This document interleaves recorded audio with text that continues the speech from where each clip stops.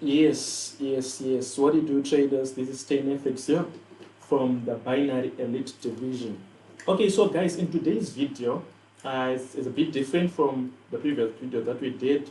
In today's video, we're gonna be looking at how to trade the pain and gain profitably, right? Using the simplest chart pattern that you can find on the market, right? How to trade it profitably. So many people have been asking me, how do you trade the profitably, like the gain and the pain and gain markets, right? So these are what we do using the simplest price action strategies, the simplest market structure patterns. So let's get to it. If you're new to the channel, we talk everything trading. So make sure you just click that subscribe button and don't forget to like, comment, and share the video. All right, so let's get to it, guys. So in this case, I have the pair of Pain X400, as you can see, which has been moving in a downward market for a while now, as you can see.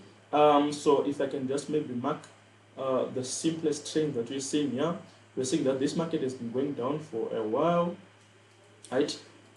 It's been going down for a while, so most likely we'll be looking for sales in this kind of market. It's a bearish sentiment.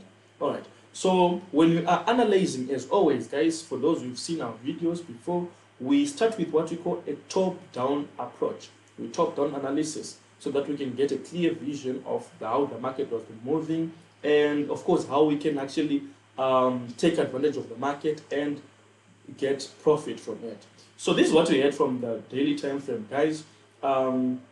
With something like a descending trend line like that, right, which was marking our bearish movement of the market. All right. So without wasting time, there was not much we could see from this, but then we could actually see much when we went to the 4-hour time frame, so that we can draw our setup and obviously find entries in the lower time frames.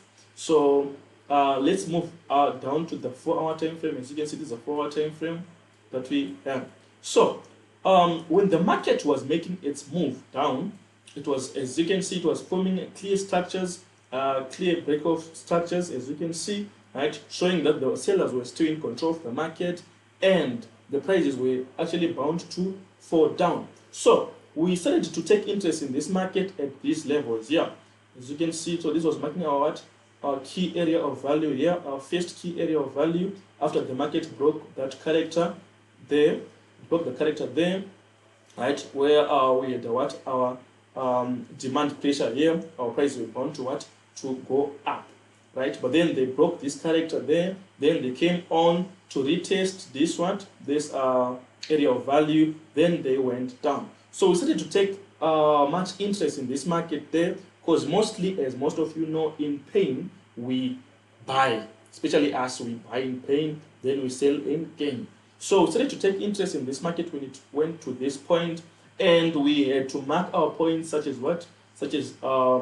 this area here, where there was also a break-off structure, right? Then the market came on to form what we were calling our major demand zone there, right? But before we saw the completion of this demand zone, right, we had something that was observable to us in the form of an inverted head and shoulders pattern.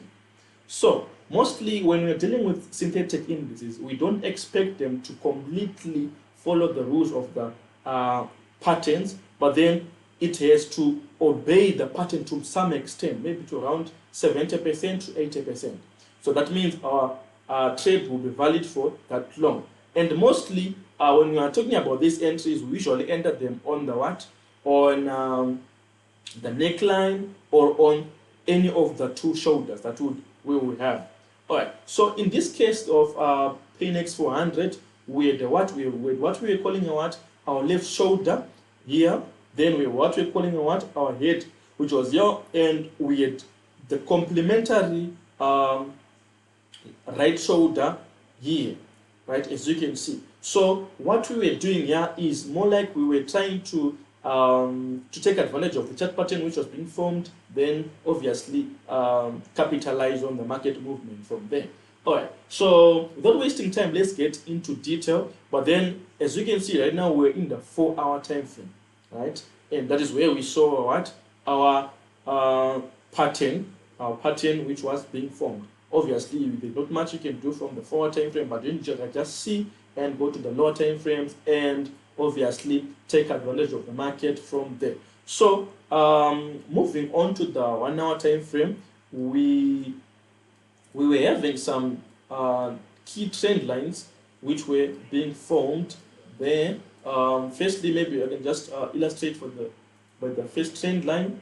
Okay, so we had a trend line which was stretching for all the way from what? From this point to this point. As you can see, right? Because when our left shoulder formed, which is this one, what we were saying in the 4-hour time frame, because of when our left shoulder formed, we would not have that much capacity to enter it, right? We could only enter it after a full confirmation of the second complementary shoulder.